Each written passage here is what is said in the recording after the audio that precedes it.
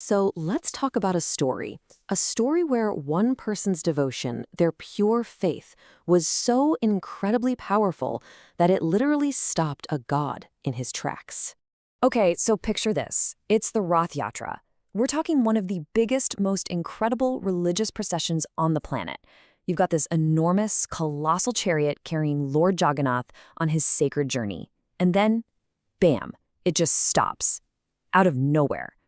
The big question is, why? And this is what makes the whole thing so mind-boggling, right? I mean, this isn't some minor hiccup. You have thousands of people, thousands of devotees, pulling on these massive ropes with every ounce of their strength. You've got priests chanting every prayer in the book. Even the king is down on his knees begging. And still, nothing. The chariot, Nandi Ghosh, just stood there, absolutely frozen. And you have to understand, it wasn't stuck in the mud, it wasn't broken, it felt different. It felt intentional, like it was waiting for someone, as if all of time had stopped for one specific person. What makes this even weirder is that the other chariots, the ones for Jagannath's siblings, Balabhadra and Subhadra, they're already on their way. They move just fine. But Jagannath's chariot, the main event, the whole reason everyone is here, it's the one that just won't budge. The whole world is watching this, and nobody has a clue what's going on. All right, so to figure this out, we need to go back in time a bit. We need to meet the person who is at the very center of this whole divine mystery. His name is Bhakt Salbeg, and believe it or not, he is the reason the Lord has brought everything to a halt. Salbeg's story is, well, it's complicated. You see, he was born into two completely different worlds. On one hand, his mother was a Brahmin with this deep, unwavering faith, but she had been forcibly married to his father, who was a Muslim Subadar. So because of his father's world, Salbeg was basically an outcast. He was completely barred from ever setting foot inside the very temple he desperately wanted to see. But even though he was kept away physically, his mother made sure his connection to the Lord was stronger than ever. Every single day, she'd paint these incredible pictures for him with her words.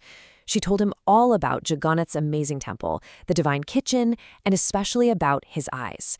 She told him, his eyes are so big, Salbeg, so that even when you can't see him, he can always, always see you. You know, for a while, the stories were enough. But as Salbeg got older, this deep, almost painful longing started to grow inside him. It just wasn't enough to hear about the Lord anymore. He needed to see him. And he'd keep asking his mom this one heartbreaking question over and over. Mother, when will I meet the Lord you speak of? So, this brings us to the moment where everything changes. This desperate call begins. One day, this deep longing just hit its breaking point. Salbeg's up on his roof, and he's watching all his neighbors. Everyone's so happy, getting ready for the Rath Yatra. And the pain of knowing he couldn't go, it was just unbearable. His mother saw how much he was hurting, and she gave him the only piece of advice that could possibly work. She said, look, no person on this earth can grant you this wish. There's only one thing to do. You have to go straight to the source. You have to pray directly to him with everything you've got. And Salbeg took that to heart. He stood right there on his roof, facing towards Puri, even though it was miles away. And he just started to sing. It was this prayer of pure desperation and love. And he started it with this incredible image, calling Jagannath the intoxicated elephant of Nilachal Mountain. Just imagine that, this majestic, powerful, swaying walk. And his prayer, it's not just begging. It's this brilliant, emotional argument. He basically says, my Lord, listen, you saved Gajendra, who was an elephant, from a crocodile.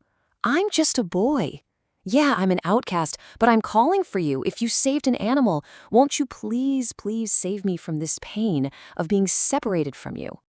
And that prayer, that call sent out across all those miles, it worked. It had an immediate, almost unbelievable effect. So now, let's go back to Puri, back to that grand road, where the answer to our big mystery is finally about to be revealed. Okay, so back at the chariot, the king is just completely lost. He goes up to the deity and he's pleading, right? He's like, my Lord, what's going on? Look around.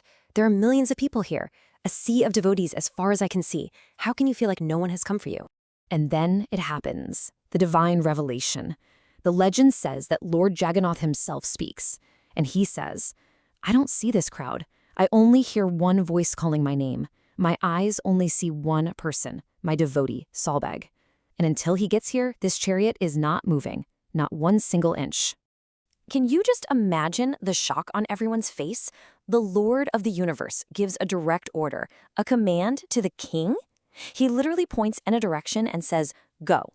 Miles from here, in a village, you're going to find a boy named Salbeg. He's the one calling me. Go get him. Bring him to me."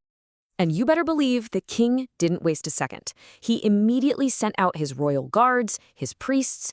They took off, racing in the direction the Lord pointed.